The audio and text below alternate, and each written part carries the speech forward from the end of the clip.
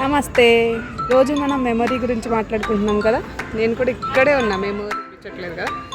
But ఈరోజు అయితే మా పిల్లలు చాలా ఎంజాయ్ చేశాను. అలాగే మనం బ్రెయిన్ ఫోకస్ గురించి, బ్రెయిన్ పవర్ని ఎట్లా ఇంప్రూవ్ చేసుకోవాలో రోజు చెప్పుకుంటున్నాం కదా.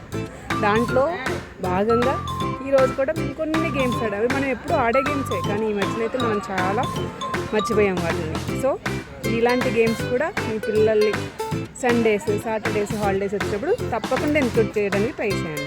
ఓకే.